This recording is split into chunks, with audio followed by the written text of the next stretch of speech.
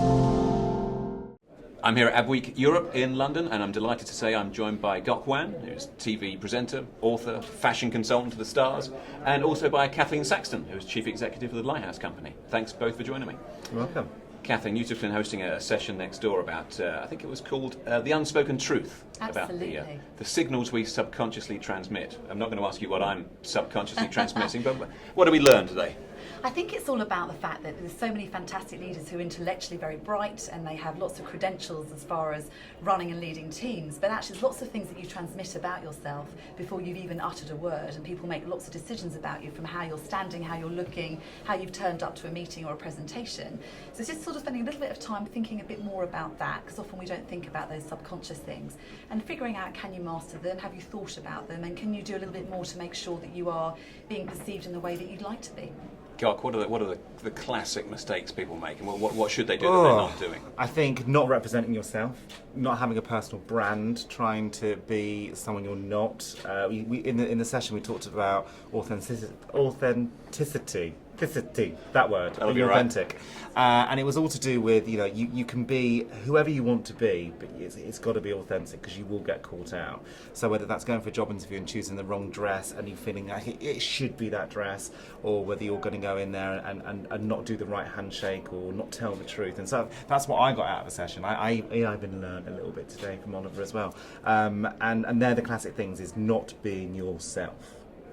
Now, I hesitate to go from the macro to the micro and ask for an instant judgment, which will probably cost me £1,000 outside this room. More. Am I giving off the right signals here, Gok? You are, yeah. But the thing is, on a very serious note, you're giving me a million different signals right now. You've got the floppy hair, you've got a little bit of facial hair, you've undone the top button, but you're matching the suit with the tie, the shirt isn't necessarily fully ironed, so there's so much stuff going on right now. What you're saying to me is, take me seriously because I'm interviewing you, but at the same time treat me like a creative. That's what you're telling me.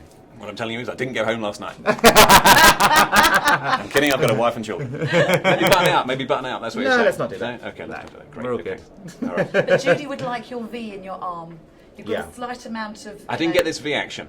Yes. Tell me about the V. So as a woman, she talks a lot about this, and we do it a lot with our clients actually. As a woman, if you're feeling a bit nervous, you tend to draw in a little bit with your arms here. She talks about having arms that have armrests on them, hence you don't, because you're interviewing us, so we have to feel slightly subordinate. But so arms being slightly out, just making yourself feel and look a bit bigger, particularly for a woman, actually, is quite important. So this V under the arm is very important. So your hand on your knee is giving us some sense of authority. I'm giving myself the appearance of 3 dimensions. There we go. Absolutely. The pufferfish. The pufferfish. It works. We should call it the pufferfish. You look very authoritative, absolutely. God, keep going.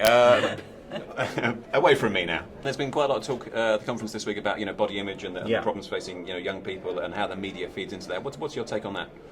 In what way? Well, how much are they objectifying women, and how much are they putting pressure on young people? Not just women now, but men, I suggest, to look a certain way. I think that's not just this industry. I think it's everyone. I think that the things, because of social networking, because we're so more exposed to images now and what everyone else is wearing. You can access people's wardrobes literally through their Twitter and Facebook accounts now, and so because of that, we're far more conscious of how we look, and it's far more about keeping up with trends. I think we do need to cap it. I think we do need to control it and moderate it, because I think it can take us into very dangerous territory. How you do that, I don't know.